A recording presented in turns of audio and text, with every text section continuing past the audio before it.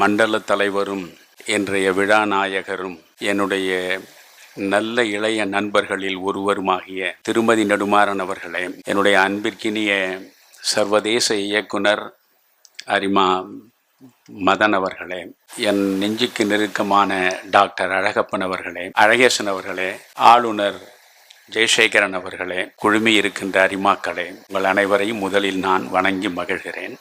தவம் என்ற ஒரு சொல்லை வைத்துக்கொண்டு இவ்வளவு நேரம் ஆய்வுகள் நடந்தன. தவம் என்றால் தமிழில் எரித்தல் என்று பொருள். தவம் என்றால் உள்ளுக்குள் படர்ந்து கிடக்கின்ற அழுக்குகளை எரிப்பது.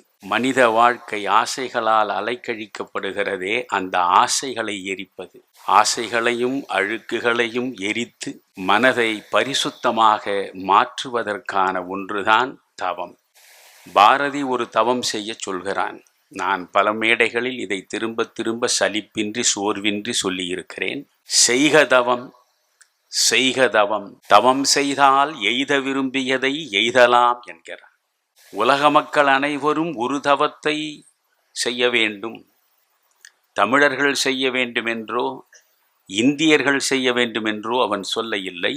உலகம் முழுவதும் மானிடராய் பிறந்த அத்துணை பேரும் ஒரு தவம் செய்ய வேண்டும். ஒரு முறை சொன்னால் நீங்கள் மறந்துவிடக்கூடும் என்று நினைந்து 2 முறை சொல்கிறான். செய்க தவம், செய்க தவம். நெஞ்சே, தவம் செய்தால் எய்த விரும்பியதை எய்தலாம். நீ எதை அடைய வேண்டும் இந்த பிறவியில் என்று நினைக்கிறாயோ அதை அடைவதற்கான வழியை நான் உனக்கு சொல்கிறேன். நான் சொல்லுகிற தவத்தை நீ செய்தால் நிச்சயம் நீ எய்த விரும்பியதை எய்தலாம். இது ஒரு வெண்பா. செய்க தவம், செய்க தவம்.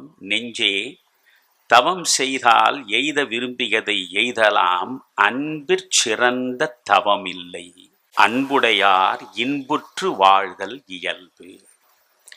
இந்த மண்ணில் மனிதர்களாக நாம் வந்து சேர்ந்திருக்கிறோமே, நாம் மட்டும் அல்ல, புழுவிலே இருந்து மனிதன் வரை எதை நோக்கி நடக்கிறோம் என்றால் இன்பத்தை நோக்கி நடக்கிறோம். இன்பமாக இருப்பதற்காகத்தான் எத்தனையோ முயற்சிகளை ஏற்கிறோம். அந்த இன்பம் எப்படி நமக்கு வந்து சேரும்? அதற்கான ரகசியத்தை தான் இந்த வெண்பாவில் பாரதி சொல்கிறான். நீ இன்புற்று வாழ வேண்டுமா? வேறொன்றும் செய்ய வேண்டாம், அன்பாய்.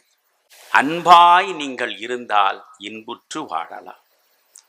தன்பெண்டு தன்பிள்ளை சோறு வீடு சம்பாத்தியம் இவை உண்டு தான் உண்டு என்று சுயநலத்தில் சுருங்கி விடுவது வாழ்வே ஆகாது.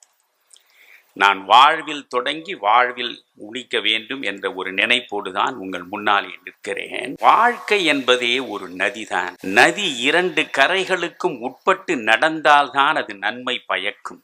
2 கரைகளை மீறிவிட்டால் அது நதி அல்ல, காட்டாறு. காட்டாற்றினால் வெள்ளச்சேதம்தான் நிகழும். எனவே 2 கரைகளுக்கு உட்பட்டு நதி நடக்கிற வரையில் அது நன்மையை மட்டுமே நமக்கு தரும் என்பது போல நம்முடைய வாழ்க்கையும் 2 கரைகளுக்கு உட்பட்டதுதான். அந்த 2 கரைகளுக்கு உட்பட்டது எது என்று நீங்கள் சிந்தித்து பார்க்க வேண்டும். ஒன்று அடுத்தவரிடம் இருந்து பெறுவது, இன்னொன்று நம்மிடம் இருப்பதை அடுத்தவருக்கு தருவது. அவ்வளவுதான். பெறுவதும் தருவதும் என்கிற 2 கரைகளுக்கு இடையேதான் மனித வாழ்க்கை நடந்தாக வேண்டும். நீங்கள் இந்த மண்ணில் 4 விதமான ஆசிரமங்கள் வாழ்வதற்காக நம் முன்னோர்களால் அமைக்கப்பட்டன. பிரம்மச்சரியம், கிரகஸ்தம், வானப்பிரஸ்தம், சந்நியாசம் என்று. நீங்கள் முதல் 2 நிலைகளில் பெறுகிறீர்கள், அடுத்த 2 நிலைகளில் தருகிறீர்கள். பிரம்மச்சரியம் என்பது என்ன? கல்வியை கற்கக்கூடிய பருவம். கல்வியை ஆசிரியரிடமிருந்து பெறுகிறோம். பிள்ளைகள் பெற்றோரிடமிருந்து அன்பை பெறுகிறோம். அன்பை பெறுவதும் அறிவை பெறுவதுமாக இருப்பதுதான் பிரம்மச்சரியம். பெற முடியுமே தவிர தர முடியாது. ஏனென்றால் ஊதியம் பெறக்கூடிய அளவுக்கு இன்னும் உயரவில்லை. அதனால் சார்ந்து நிற்கக்கூடிய வாழ்வில் பெறுவது என்கிற நிலையிலேதான் பிரம்மச்சரியம் நடக்க முடியும். பெறுவது. அடுத்து கிரகஸ்தம். கிரகஸ்த நிலையிலே கூட நாம் தருவதை விட அதிகமாக பெறத்தான் செய்கிறோம். இன்பத்திலே இருந்து மழலைகளின் செல்வத்தை அனுபவிப்பது வரையில் ஏராளமானவற்றை நாம் பெறுகிறோம். 45 ஆண்டுகள் வரைதான் நீங்கள் பெறுபவர்களாக இருக்கலாம். 45 ஆண்டுகள் வரை நீங்கள் உங்களுக்காக, உங்கள் குடும்பத்திற்காக, உங்கள் பிள்ளைகளுக்காக, உங்கள் உறவுகளுக்காக நீங்கள் வாழலாம். 45 வயது கடந்த பிறகு நீங்கள் ஊருக்காக வாழ வேண்டும், உலகத்திற்காக வாழ வேண்டும். அந்த 2 நிலைதான், ஒன்று வானப்பிரஸ்தம், இன்னொன்று சந்நியாசம். வானப்பிரஸ்தம் என்பது இதுவரையில் இருந்த உறவுகளை எல்லாம் விட்டு விடுவது, ஒரே ஒரு உறவை மட்டும் விடாமல் பற்றியபடி நடப்பது. அந்த உறவு எது என்றால் தன் கரம் பற்றிய மனைவி. பிள்ளைகளை விட்டுவிட வேண்டும், மற்றவர்களை விட்டுவிட வேண்டும், ஆனால் உங்களை நம்பி வந்த மனைவியை மட்டும் விட்டுவிடக்கூடாது. அந்த மனைவியின் கரம் பற்றி 3வது நிலைக்கு நாம் வாழ்க்கையில் செல்ல வேண்டும். அப்படி 3வது நிலையில் செல்வதுதான் வானப்பிரஸ்தம். உறவுகளை விட்டுவிட்டு, வீட்டை விட்டுவிட்டு, ஒரு அத்வானத்திலே தனிமையில் தவம் இருக்கக்கூடிய நிலைதான் வானப்பிரஸ்தம். அந்த வானப்பிரஸ்தத்தில் உடன் வந்த மனைவியை நாம் இழந்துவிட்டால் தனித்து நிற்கிற நிலையில் நமக்கு வந்து வாய்ப்பதுதான் சந்நியாசம். சந்நியாசம் என்பதையே நம்மில் பலர் தவறாக புரிந்து கொண்டிருக்கிறோம். எல்லா உறவுகளையும் துறந்து விடுவதுதான் சந்நியாசம் என்று சொல்வதை விட பெரிய பொய் எதுவும் கிடையாது. உறவுகளை துறப்பதல்ல சந்நியாசம். உலகம் முழுவதையும் உறவாக்கி கொள்ளுகிற உள்ளம் வந்து சேர்ந்தால்தான் நீங்கள் சந்நியாசி ஆகிறீர்கள். அதுவரையில் என் மனைவி, என் பிள்ளை, என் வாழ்வு, என் உறவு என்று சுருங்கி கிடந்த அந்த அன்பின் வட்டம் உலகளாவியதாக மாறுகிறது. அப்படி உலகளாவிய அளவுக்கு உலகத்தின் நன்மைக்காக பிரார்த்தனை செய்வது. பாரதி மிக அழகாக சொல்லுவார், ஒவ்வொரு மனிதனும் என்ன செய்ய வேண்டும்? முதலில் தன்னை கட்ட வேண்டும். புலன் அடக்கம், ஒழுக்கம். ஒழுக்கம் என்பது மிக முக்கியமானது. இன்றைய சமூகத்தை நான் பார்க்கிறேன், இருதயம் முழுவதும் ரணப்பட்டு நிற்கிறேன். இன்றைக்கு எல்லா தளங்களிலும் நாம் ஒழுங்கை மீறியவர்களாகத்தான் இருக்கிறோம். இயற்கையினுடைய மற்ற எந்த அம்சங்களையும் நீங்கள் பாருங்கள், ஹார்மனி என்று சொல்லுவார்கள், ஒத்திசைவு, ஒன்றோடு ஒன்று ஒத்து இசைந்து இருப்பதுதான் பிரபஞ்ச வியதி. அதுதான் பிரபஞ்சத்திற்கான நியதி, விதி. ஆனால் மனிதர்கள் மட்டும்தான் ஒத்திசைவு இல்லாமலேயே இன்றைக்கு நாம் வாழ்ந்து கொண்டிருக்கிறோம். அதனால்தான் பலவிதமான பிரச்சனைகளை நாம் எதிர்நோக்க வேண்டி இருக்கிறது. அதனால் நான் உங்களுக்கு சொல்வது, ஒரு கட்டம் வரையில் நாம் நமக்காக வாழ வேண்டும். சாகர வரையில் நாம் நமக்காகவே வாழ்ந்தால் நாம் வாழவே இல்லை என்பதுதான் பொருள். ஒரு கட்டம் வரைதான் வாழ வேண்டும், பிறகு நீங்கள் மற்றவர்களுக்காக வாழ வேண்டும். அதற்காகத்தான் இந்த அரிமாக்களாக இருக்கிறீர்கள். சுயநலத்தில் நீங்கள் சுருங்கி இருந்தால் அரிமாக்களாக வருவதற்கு வாய்ப்பு கிடையாது. சக மனிதனை சிந்திக்க வேண்டும். துயருற்று கிடப்பவன் யார், நோயுற்று கிடப்பவன் யார், வறுமையில் வாடுபவன் யார், அடையாளமற்று அகதியாக நிற்பவன் யார் என்று தேடி தேடி தேடி சென்று அத்துணை விழிகளிலும் வழியக்கூடிய கண்ணீரை துடைக்கும் கரங்களை பெற்றவர்களாக நாம் மாறுவதற்காகத்தான் அரிமாக்களாக வலம் வருகிறோம். எனவே அரிமாக்களாக நீங்கள் இருப்பதே துறவுதான், தவம்தான். அன்பிற் சிறந்த தவமில்லை, பாரதி சொல்வதை மனதில் வைத்துக் கொள்ளுங்கள். ஒருவருக்கு ஒருவர் அன்பாய் இருந்து விட்டால் அங்கே உயர்வு இல்லை, தாழ்வு இல்லை, சாதி இல்லை, மதம் இல்லை, எதுவுமே இல்லை.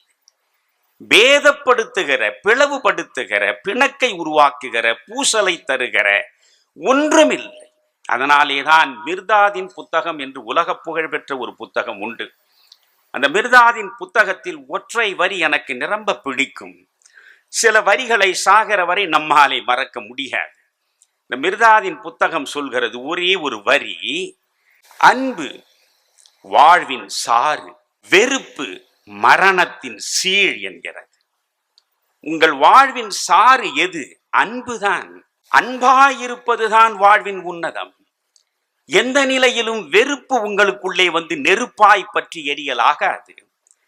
வெறுப்பு மரணத்தின் சீழ் என்று மிர்தாதின் புத்தகம் பேசுகிறது. எனவே அன்பாயிருப்பதற்கு நாம் முயன்ற வரையில் பயில வேண்டும். அது ஒரு பயிற்சி தான். நான் பல நேரங்களில் சொல்லி இருக்கிறேன், செயின்ட் அகஸ்டின் என்கிற ஒரு மிகப்பெரிய கிறித்துவ ஞானி, அந்த கிறித்துவ ஞானியை ஒருவன் பார்க்கிறான். ஞானியாரே, நான் ஒரு பாமரன், ஆனால் கர்த்தரின் மீது எல்லையற்ற காதல் கொண்டவன், பைபிளை முழுமையாக வாசித்து அறியாதவன். இருந்தாலும் எனக்குள்ளே ஒரு சிந்தனை, ஒட்டுமொத்தமாக கர்த்தர் வழங்கி இருக்கக்கூடிய அத்தனை அறிவுரைகளையும் ஒரு வரியில் அடக்கிவிட முடியும் என்றால் அது எதுவாக இருக்கும் என்று எனக்கு சொல்லுங்கள் என்கிறான். இந்த செயின்ட் அகஸ்டின் ஞானியார் சிரித்தபடி சொல்கிறார், ஒரு வரியில் கர்த்தரின் செய்தியை சொல்ல வேண்டுமா? ஆம். பைபிள் முழுவதும் பரவி கிடக்கக்கூடிய அனைத்தையும் சேர்த்து ஒரே ஒரு வரியில் சொல்ல வேண்டுமா? ஆம். ஒரே வரியில் சொல்கிறேன், அன்பாய் இரு. அவ்வளவுதான். நாம் பலவற்றை தெளிவாக புரிந்து கொள்வதில்லை. அன்போடு இரு என்று செயின்ட் அகஸ்டின் சொல்லவில்லை, அன்பாயிரு என்கிறார். அன்போடு இரு என்பது வேறு, அன்பாயிரு என்பது வேறு. எனக்குள் பல நல்ல பண்புகள் இருக்கும், அந்த நல்ல பண்புகளில் அன்பும் ஒன்றாக இருப்பது என்பது வேறு. அன்பாயிரு என்றால் அன்பை தவிர இந்த இதயத்தில் எதுவுமே இல்லை. என் குருதி முழுவதும் பற்றி படர்ந்து கிடப்பது அன்புதான். என் சிந்தனை முழுவதும் ஆக்கிரமித்திருப்பதும் அன்புதான். என் செயல் முழுவதிலும் வந்து சேருவதும் அன்புதான். நானே அன்பாகி விடுகிற பொழுது நானே ஆண்டவனாகி விடுகிறேன், இல்லையா? அன்பும் சிவமும் வேறு வேறு என்று சொல்வதல்ல, அன்பே சிவம் என்று அறிவதுதானே உண்மையான அறிவு. எனவே அன்பாயிருப்பது என்று நாம் புறப்பட்டு விட்டால் நாம் நமக்குள்ளேயே ஆண்டவனாகி விடுகிறோம். அதனாலேதான் தத்துவம் அசி என்கிறது வேதம். தத்துவம் அசி என்றால் என்ன? நீ அதுவாக இருக்கிறாய், நீ எதுவாக இருக்கிறாய்? நீதான் ஆண்டவனாக இருக்கிறாய். அகம் பிரம்மாஸ்மி என்கிறது வேதம். அகம் பிரம்மாஸ்மி என்று சொன்னால் என்ன பொருள்? உன் அகத்திற்குள்ளேதான் பிரம்மமே இருக்கிறது. உள்ளே இருக்கிற ஆண்டவனை விட்டு விட்டு வெளியே நீ தேடுவது எந்த பயனையும் தராது. அந்த ஆண்டவன் உனக்குள்ளே இருப்பது எப்படி? அன்பாய் நீ இருந்தால்தான். அன்பாய் இருப்பதனாலேதான் சக மனிதனை சிந்திக்க தூண்டும். ஒரு மனிதனுக்கு பெருமைகள் என்னென்ன? எதன் மூலமாக பெருமை வரும்? தமிழில் வழங்கப்படுகிற நூல்களிலேயே இன்று புழக்கத்தில் இருக்கக்கூடிய இலக்கியங்களில் முதல் நூலாக பாவிக்கப்படுவது தொல்காப்பியம். தொல்காப்பியம் ஒரு 3500 அல்லது 4000 ஆண்டுகளுக்கு முற்பட்டது என்று வரையறை செய்திருக்கிறார்கள். ஆக ஒரு 4000 ஆண்டுகளுக்கு முன்னாலே ஒரு தமிழன் ஒவ்வொரு மனிதனுக்கும் பெருமை சேர்க்கக்கூடியது 4 செய்திகள் என்கிறான். நாம் நினைவில் நிறுத்தி கொள்ள வேண்டும். இந்த 4 மூலமாகத்தான் நாம் பெருமையை பெற முடியும். அந்த 4 எவை? கல்வி, தருகன், இசைமை, குடி என சொல்லப்பட்ட பெருமிதம் 4 என்பதுதான் தொல்காப்பிய சூத்திரம். 4 பெருமைகளில் முதலில் தொல்காப்பியன் சொல்வது கல்வி. கல்விதான் உனக்கு பெருமிதத்தை தேடித்தரும். நன்றாக யோசித்து பாருங்கள். கற்றல் என்பது மனிதனுக்கு மட்டும்தான் நடக்கும். ஒரு பறவையோ ஒரு விலங்கோ கற்பது கிடையாது. எனவே கற்றல் என்பது மனிதனுக்கு மட்டும்தான். அதனால் நீ மனிதனாக மண்ணில் இருக்க வேண்டும் என்றால் கற்க வேண்டும்.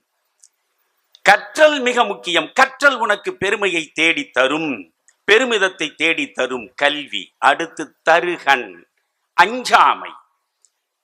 விவேகானந்தர் திரும்ப திரும்ப சொல்லுவார், கோழைகளை நான் ஒருபோதும் ஒப்புக்கொள்வதில்லை. வீரம் செறிந்த மனிதர்களை தான் என்னாலே வரவேற்க முடியுமே தவிர எந்த நிலையிலும் கோழைகளை என்னாலே ஏற்றுக்கொள்ள முடியாது என்பார். அஞ்சாமை, மரணத்திற்கு அஞ்சாமை, தீமைகளுக்கு அஞ்சாமை, துயரங்களுக்கு அஞ்சாமை, எவற்றிற்கும் அஞ்சாமை என்கிற நிலையில் நீங்கள் நின்றால் நீங்கள் பெருமிதம் கொண்ட வாழ்வை நடத்துகிறீர்கள் என்று பொருள். முதலில் கல்வி, 2வது தருகன், 3வது இசைமை. தமிழில் இசைமை என்றால் புகழ் என்று பெயர். புகழை தேட வேண்டும். தோன்றீர் புகழோடு தோன்றுக, அஃதிலார் தோன்றலில் தோன்றாமை நன்று என்று வள்ளுவம் பேசவில்லையா? புகழை பெற வேண்டும். சரி, புகழுக்கு அடுத்து என்ன சொல்கிறான்? கொடை. ஒரு மனிதனுக்கு புகழை தருவதும் சரி, ஒரு மனிதனுக்கு பெருமையை தேடி தருவதும் சரி, கொடை. கொடை. Life is to give, not to take என்றான் விக்டர் ஈகோ. தன்னிடம் இருப்பதை பிறருக்கு தருவதற்காகத்தான் உனக்கு வாழ்க்கை வாய்த்திருக்கிறதே தவிர மற்றவரிடமிருந்து எல்லாவற்றையும் தேடி பெறுவதற்கானது அல்ல வாழ்க்கை. அதனாலேதான் ஜென் கதையிலே கூட ஒரு கதை உண்டு. அது வேறொன்றும் இல்லை, ஒரு காசு ஞானி என்று அவருக்கு பெயர். ஒரு காசு ஞானி. நான் முதலிலேயே சொன்னேன், வாழ்வில் ஒரு கட்டம் பெறுவது, இன்னொரு கட்டம் தருவது என்று. பெறுவதும் தருவதும் தான் இரண்டு கரைகள், இரண்டுக்கும் உட்பட்டு நடப்பதுதான் மனித வாழ்க்கை. இங்கே இந்த ஜென் ஞானியின் மூலம் அந்த தத்துவத்தை நாம் தெளிவாக அறிந்து கொள்ள முடிகிறது. அவர் பெயரே ஒரு காசு ஜென் தான். அவர் பல இடங்களுக்கு செல்லுவார். ஒரு நீண்ட அங்கியை அணிந்து கொண்டிருப்பார். அதில் எல்லா பக்கங்களிலும் பைகள் இருக்கும், பாக்கெட். அந்த பைகள் நிறைய அவர் இனிப்புகளை திணித்து வைத்திருப்பார். சின்னஞ்சிறு பிள்ளைகளை எல்லாம் அவர் பார்த்து விட்டால் வழியில் அவர்களை அன்போடு அழைத்து அரவணைத்து அவர்களுக்கு நெற்றியில் முத்தமிட்டு தன் பையில் இருக்கக்கூடிய இனிப்பை எடுத்து கொடுப்பார். ஆக அவர் தருகிறார். காரணம், அந்த குழந்தைகள், அந்த பிள்ளைகள் பெறுகிற பருவத்திலே இருப்பவர்கள், அவர்களால் தர முடியாது. எனவே அவர்களுக்கு இவர் தருகிறார், பிள்ளைகள் பெறுகிறார்கள். அது ஒரு கட்டம். அப்படியே நடந்து சென்றால் ஒரு 25 வயது 30 வயது இளைஞன் எதிரே வருகிறார். அவனை பார்த்தவுடன் இவர் என்ன செய்கிறார்? கையை நீட்டுகிறார். எதற்கு கையை நீட்டுகிறார்? ஒரு காசு கொடு என்கிறார். ஒரு காசு கொடு என்கிறார். குழந்தைகளை பார்த்த பொழுது இவர் கொடுத்தார். பெரியவர்களை பார்க்கிற பொழுது இவர் கை நீட்டுகிறார். காரணம், நீங்கள் வளர்ந்து விட்ட பிறகு சக மனிதனுக்கு கொடுக்க பழக வேண்டும் என்பதுதான் அதில் இருக்கக்கூடிய செய்தி. ஒரு காசையாவது கொடு. உன்னிடம் எதுவும் இல்லை என்று சொல்லிவிடாதே. ஒரே ஒரு காசையாவது நீ அடுத்தவனுக்கு கொடு என்று சொல்கிறார் அந்த ஜென்னினுடைய கதை நமக்கு வழங்கக்கூடிய தத்துவம். இப்படி நாம் ஈகையை பற்றி, சக மனிதர்கள் துயராற்றுவது குறித்து நிறைய சிந்திக்கலாம், நிறைய பேசலாம். பேசுவதனால் பயனில்லை, சிந்திப்பதனாலும் பயனில்லை. உங்களை போன்று செயற்படுவதுதான் மிக மிக முக்கியமானது. செயற்படுவதிலேதான் சிறப்பு இருக்கிறது. ஆண்டவனை எப்படி அடைய முடியும்? நீங்கள் கிறித்துவத்திலும் அதற்கான ஒரு அற்புதமான ஒரு செய்தியை நாம் படிக்கலாம். இஸ்லாமின் திருமறையிலும் ஒரு அழகான செய்தியை நம்மாலே வாசிக்க முடியும். எப்படி ஆண்டவனை அடைவது? நீங்கள் பெரிய புராணத்தை எடுத்து பார்த்தால் கூட 63 நாயன்மார்களின் வரலாறு இருக்கிறது. 63 நாயன்மார்களின் வரலாற்றையும் படித்தால் மிகப்பெரிய சாதனைகளை ஒன்றும் அவர்கள் செய்துவிடவில்லை. 63 நாயன்மார்களும் செய்த செயல் என்ன என்றால், பசித்து கிடப்பவனை தேடி சென்று அவனை வீட்டிற்கு அழைத்து வந்து, அப்படி அழைத்து வந்து விருந்தளித்து அவன் பசியாற்றியதுதான் அவன் செய்த தொண்டு. ஆக பசித்த வயிறுக்கு உணவை தருகிற நிலையில் நீங்கள் அடியாராக மாறுகிறீர்கள். தெய்வமே மெச்சக்கூடிய நிலையை அடைகிறீர்கள். நான் தமிழனாய் பிறந்ததற்கு, தமிழை படிப்பதற்கு பல்லூழி காலம் தவம் இருந்திருந்தால்தான் இந்த வரம் எனக்கு வாய்த்திருக்கும் என்று நம்புபவன். இன்றைய தலைமுறை தமிழை படிக்க தயாராக இல்லை. நுனிநாக்கில் ஆங்கிலம் பேசினால்தான் அறிவாளி, தமிழ் பேசினால் தற்குறி என்று நினைக்கக்கூடிய அளவுக்கு நாம் தளம் புரண்டு விட்டோம். ஆனால் 2000 ஆண்டுகளுக்கு முன்னாலே இரட்டை காப்பியங்கள் என்று பேசப்படுகிற சிலப்பதிகாரம் மணிமேகலையில் இருக்கக்கூடிய ஒரு செய்தி என்னை வியக்க வைக்கிறது. அரிமாக்கள் அதைத்தான் நீங்கள் தெரியாமலும் நீங்கள் மணிமேகலை படிக்கவில்லை, ஆனால் மணிமேகலை சொன்னதை நீங்கள் செய்கிறீர்கள். மணிமேகலை சொல்கிறது, சமூக வீதிகளில் தேவையோடு நிற்பவர்கள் எத்தனையோ இருப்பார்கள். எல்லோரையும் நீங்கள் திருப்திப்படுத்திவிட முடியாது. எதிர்படக்கூடியவர்களில் யார் யாருக்கு நீங்கள் உதவி செய்ய வேண்டும், ஒரு பட்டியலையே போடுகிறது மணிமேகலை. யார் யாருக்கு நீங்கள் உதவ வேண்டும்? காணார், கேளார், கால் முடப்பட்டோர், பேணுனர் இல்லோர், பிணி நடுக்குற்றோர் யாவரும் வருக என்று இசைத்து ஊட்டி உண்டு ஒழி மிச்சில் உண்டு என்று மணிமேகலை பேசுகிறார். முதலில் யாருக்கு நீங்கள் உதவி செய்ய வேண்டும்? காணார், பார்வையற்றவர்கள். இந்த உலகத்தில் 1000 சௌந்தரியங்கள் ஆண்டவனால் அள்ளி இறைக்கப்பட்டிருக்கிறதே, இவற்றில் ஏதாவது ஒன்றை காணுகிற வாய்ப்பு அந்த மனிதனுக்கு இருக்கிறதா? விழியற்றவனாக வாழ்வதை விட ஒரு மிகப்பெரிய கொடுமை வேறு எதுவாக இருக்க முடியும்? எனவே எங்காவது விழியற்ற ஒருவனை நீ சந்தித்து விட்டால் அவனுக்கு நீ உதவிக்கரம் நீட்ட வேண்டும். அவனுக்கு நீ உதவியாக இருக்க வேண்டும். முதலில் காணார், பிறகு கேளார். செவிப்புலனை இழந்தவன், கேட்கும் திறன் இழந்தவன் உன் கண்ணில் பட்டால் அவனுக்கு நீ உதவியாக இரு. அடுத்து கால் முடப்பட்டோர். நமக்கு அங்கங்கள் அனைத்தும் தெளிவாக இருக்கின்றன. ஆனால் இதில் ஏதாவது ஒன்று முடமாகிவிட்டால், முடப்பட்டு நிற்கக்கூடியவன் எங்கே யார் என்று உங்கள் கண்ணில் பட்டால் அவனுக்கு நீங்கள் உதவியாக இருக்க வேண்டும். காணார், கேளார், கால் முடப்பட்டோர், பேணுனர் இல்லோர். என்ன அழகா சொல்லியிருக்கான் பாருங்க. பேணுனர் இல்லோர் என்றால் பராமரிப்பே இல்லாதவர்கள். அன்னை தெரசா செய்த சாதனை என்ன? பெற்ற குழந்தையை வீதியிலே விட்டு விட்டு போனால் ஆதரவற்று வீதியில் அழுது கொண்டிருக்கக்கூடிய குழந்தைகளை அரவணைத்து அவர்களுக்கு ஒரு காப்பகத்தை வைத்தார். நோயுற்று கிடக்கக்கூடியவர்கள் என்பதற்காக உறவுகள் முற்றாக புறக்கணித்து வீதியிலே நிறுத்திவிட்டு போய்விட்டால் அந்த உறவுகளால் நிராகரிக்கப்பட்ட நோயுற்ற அவர்களுக்கென்று ஒரு காப்பகத்தை உருவாக்கினார். இப்படி நோயுற்றவர்களுக்கு, நிராதரவாக நிற்பவர்களுக்கு அதைத்தான் அவன் சொல்கிறான், பேணுனர் இல்லோர். இவர்களுக்கெல்லாம் கொடுத்து உதவுவதற்கு எவனும் இல்லை என்கிற நிலையிலே கிடக்கிறானே, அவனை தேடி சென்று அவனுக்கு உதவுவதற்காக நீ முயன்று பார்க்க வேண்டும். பிறகு பிணி நடுக்குற்றோர். யாரும் பராமரிக்க முடியாமல் விழுந்து கிடப்பதுவன் ஒரு பக்கம் என்றால், நோயினால் வாடி வதங்கி கிடக்கக்கூடியவன் இன்னொரு பக்கம் இருக்கிறானே, அவனுக்கும் நீ ஆதரவாக இருக்க வேண்டும். எனவே யார் யாருக்கு உதவ வேண்டும் என்று 2000 ஆண்டுகளுக்கு முன்னாலேயே மணிமேகலை ஒரு பட்டியலை தருகிறதே. அந்த மணிமேகலை, உலகத்தின் எத்தனையோ இலக்கிய படைப்புகள் இருக்கலாம், ஒரு பெண்ணை தலைவியாக வைத்து பெண்ணின் பெயராலேயே ஒரு காப்பியம் உருவெடுத்தது என்றால் அது இந்த தமிழ் மண்ணில் மணிமேகலை காப்பியம்தான். அந்த மணிமேகலையின் கையில் ஒரு பாத்திரத்தை கொடுத்தது இந்த மண்.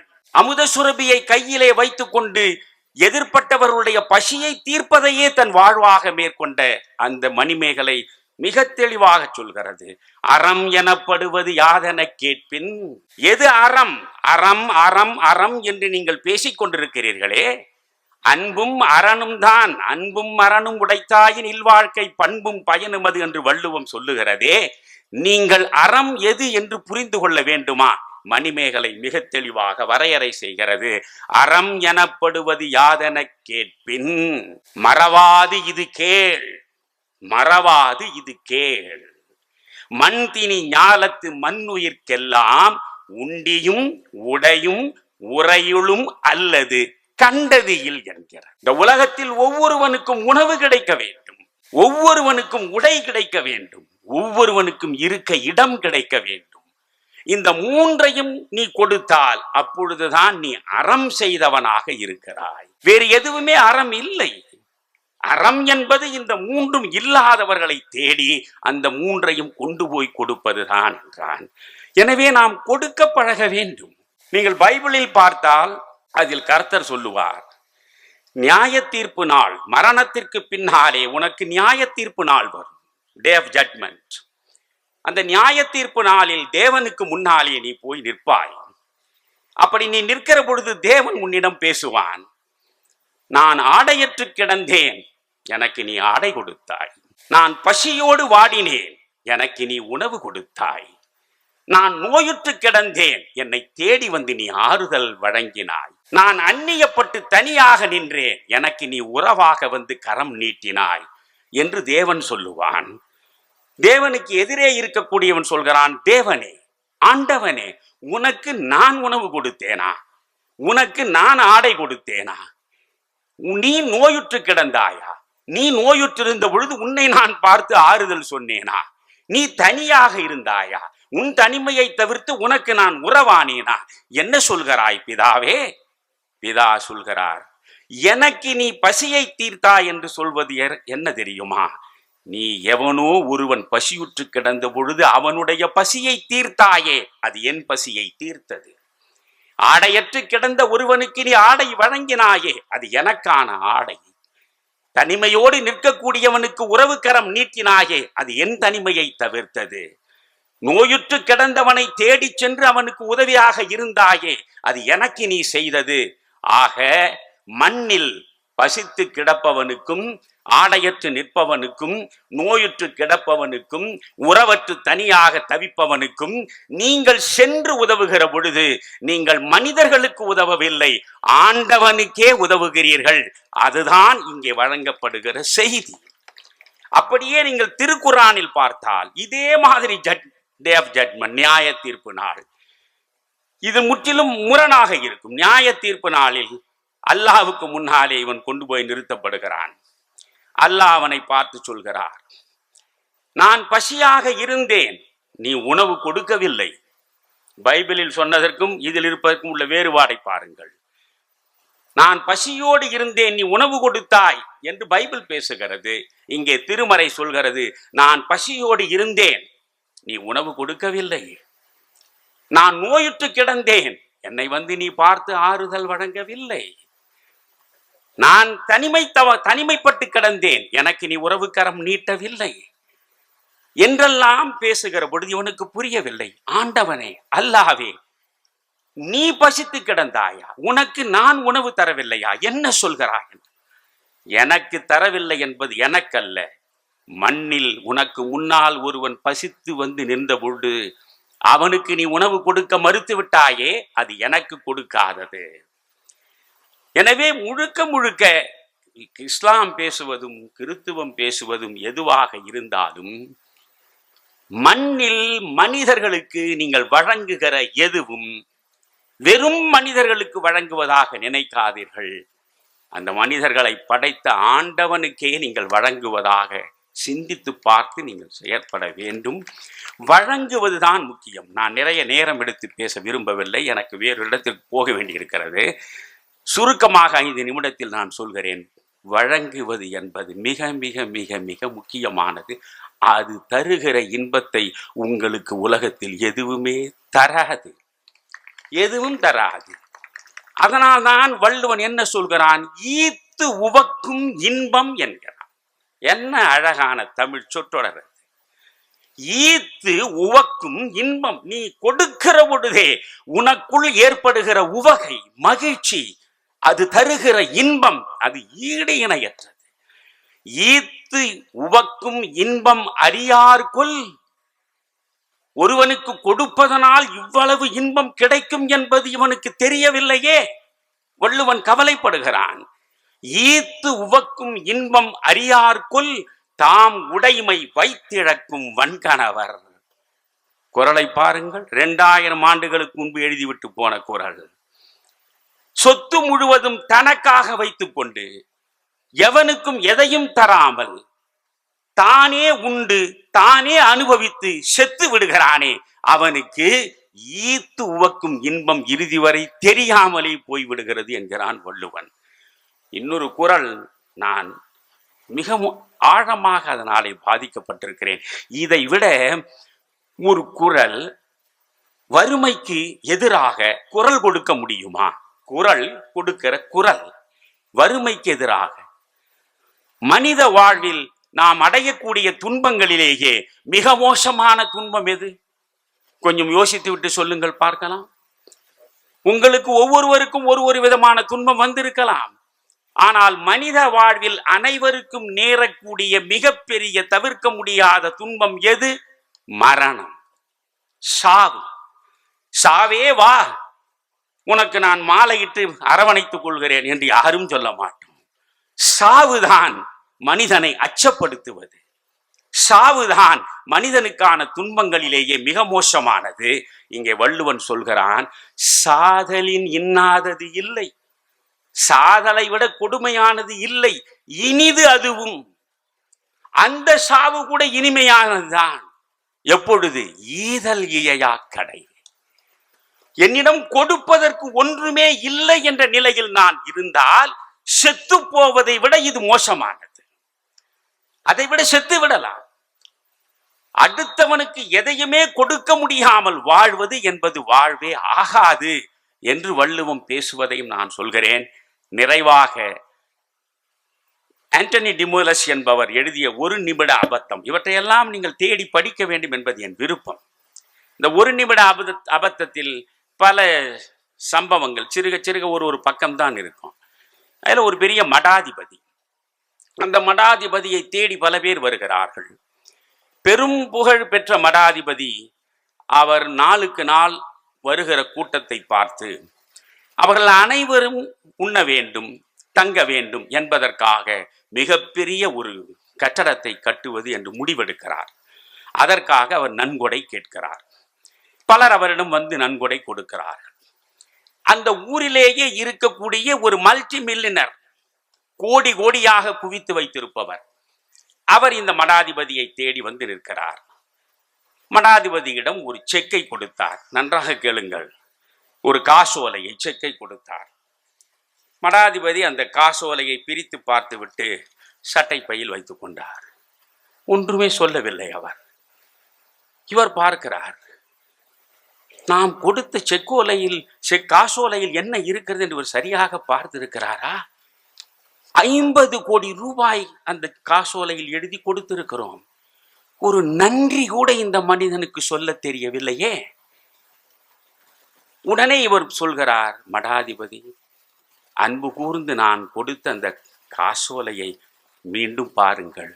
ஏன் என்று கேட்டார். நான் கொடுத்த தொகை எனக்கே மிகவும் பெரியது. 50 கோடி உங்களுக்கு கொடுத்திருக்கிறேன். அதனால் என்ன என்றார். ஒரு நன்றி கூட நீங்கள் சொல்லவில்லையே. உடனே சிரித்து கொண்டே சொன்னார், மகனே, நீ எனக்கு நன்றி சொல்ல வேண்டும்.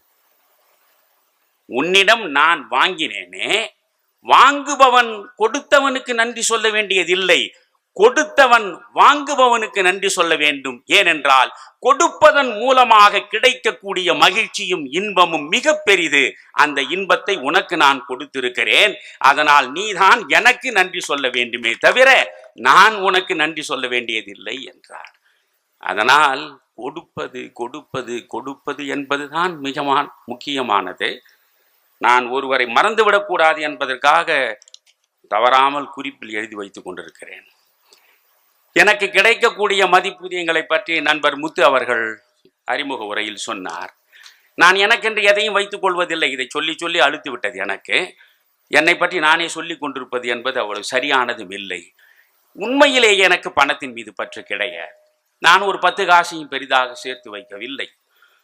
ஒட்டுமொத்தமாக என்னுடைய வங்கி கணக்கை எல்லாம் சேர்த்து வைத்து பார்த்தால் கூட ஒரு 50-60 ரூபாய் தான் இந்த 55 ஆண்டு பொது வாழ்க்கையிலும் 75 வயதிலும் எனக்கென்று இருக்கலாம். அதற்கு மேல் ஒரு சதுர அடி கூட கிடையாது. எந்த சொத்தும் கிடையாது. அது குறித்து எந்த கவலையும் எனக்கு கிடையாது.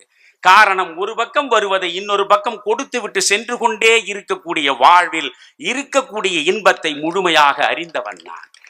அதனால் நான் என்ன செய்கிறேன், 7 ஆண்டுகள் என்று நினைக்கிறேன். 7 ஆண்டுகளுக்கு முன்பு இதே மாதிரி உங்கள் மண்டல மாநாட்டில் நான் வந்து பேசினேன். உங்கள் மாநாட்டிலே தான். அப்படி பேசுகிற பொழுது சொன்னேன், நான் இப்படி மதிப்பூதியமாக இவர்கள் கொடுக்கக்கூடிய அனைத்தையும் காந்திய மக்கள் இயக்கத்தின் அறக்கட்டளையாக வைத்திருக்கிறோம். அதில் கொண்டு போய் போட்டு விடுவோம். அப்படி சேரக்கூடிய அந்த தொகை ஒரு ஆண்டில் ஒரு 6 லட்சம் 7 லட்சமாக இருக்கும். அதை 2 சமபங்காக பிரிப்போம். ஒரு பங்கை ஏழை பிள்ளைகள் உயர்கல்வி பெறுவதற்காக எடுத்து கொடுப்போம். இன்னொரு பங்கை இதுவரையில் யாரும் சிந்திக்காததை நான் சொல்கிறேன்.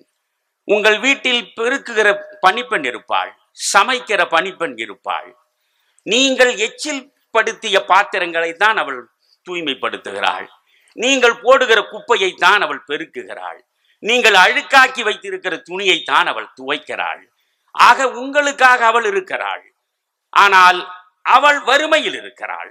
அந்த வறுமையின் தேவைக்காகத்தான் உங்களிடம் வந்து நிற்கிறாள். கொடுக்கக்கூடிய ஊதியத்தை பெற்று வயிறு கழுவதற்காக. அவளுக்கு வாய்த்திருக்கக்கூடிய கணவன் நிச்சயம் ஒரு குடிகாரனாக இருப்பான். 100 விழுக்காடு குடிகாரனாக இருப்பான். இப்படி பணிப்பெண்களாக பணி செய்யக்கூடியவருடைய கணவன்மார்கள் அவர்கள் குடித்து மயங்கி கிடப்பான். அவனால் ஒரு பயனும் அவளுக்கு கிடையாது.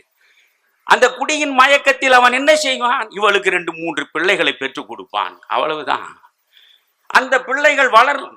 அதுவும் குறிப்பாக பெண் பிள்ளைகள் வளருகின்றன, பருவம் எய்துகின்றன. 1 கிராம் தங்கத்தை கூட வாங்குகிற சக்தி அந்த பெண்மணிக்கு கிடையாது. ஆனால் இந்த 3 பெண் குழந்தைகளை எப்படி கரையேற்றுவது, எப்படி அடுத்தவன் கரத்தில் கொண்டு போய் கொடுப்பது? காலம் முழுவதும் முதிர்கண்ணியாகவே முடிந்து விடுவதா, அல்லது வாழ்க்கையில் வழுக்கி விழுந்து தவறான பாதையில் நடந்து செல்வதா? இந்த 2இல் ஒன்றுதான் நடக்கும். இந்த கவலை அவளை அரிக்கும்.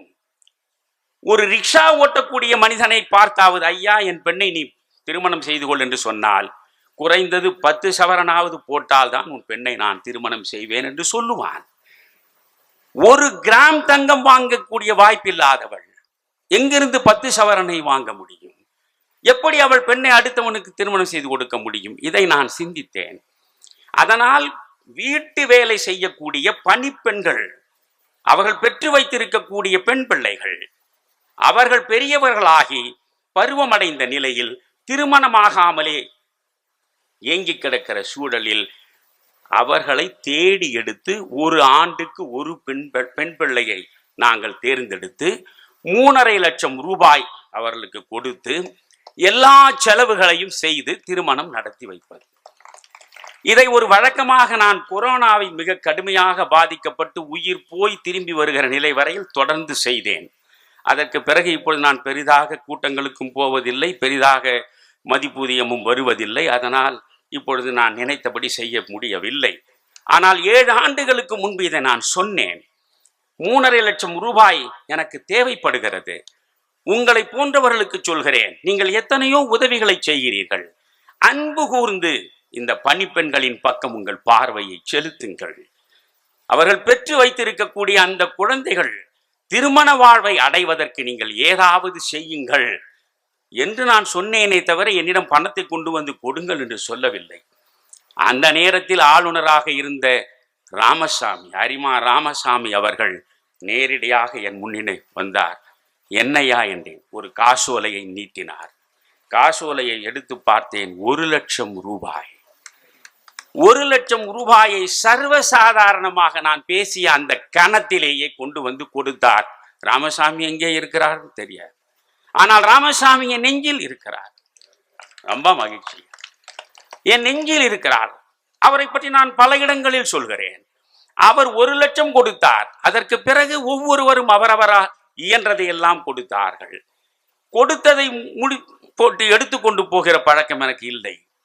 அதை அப்படியே கொண்டு போய் அந்த பெண் பிள்ளைக்கு கொடுத்து ஒவ்வொரு பொருளாக வாங்குகிற பொழுது அத்தனை பொருள்களுக்கும் உரிய ரசீதுகளை பெற்று எல்லா ரசீதுகளுடைய காப்பியை ஜெராக்ஸ் எடுத்து யார் யார் கொடுத்தார்களோ அத்தனை பேருக்கும் கொடுத்து விடுங்கள் என்று என் உயிருக்கு உயிராக நான் போற்றி மதிக்கிற என்னுடைய நண்பர் ராதாகிருஷ்ணன், அரிமா ராதாகிருஷ்ணன், அவர் என்ஜினியர் ராதாகிருஷ்ணன், அவரிடம் கொடுத்தேன். அனைவரிடமும் நீங்கள் சேர்த்து விடுங்கள் என்று. அவர் சேர்த்தாரா என்பது எனக்கு தெரியாது. எனவே இதுபோல் சக மனிதர்களுக்காக வாழுகிற வாழ்க்கை இருக்கிறதே, அதுதான் உன்னதமான வாழ்க்கை. அந்த வாழ்க்கையை நீங்கள் வாழ்வதற்காகத்தான் அரிமாக்களாக இருக்கிறீர்கள். இப்படிப்பட்ட அரிமாக்களாக இருக்கும் உங்கள் அனைவரையும் நான் அன்போடு வணங்கி விடைபெறுகிறேன். நன்றி.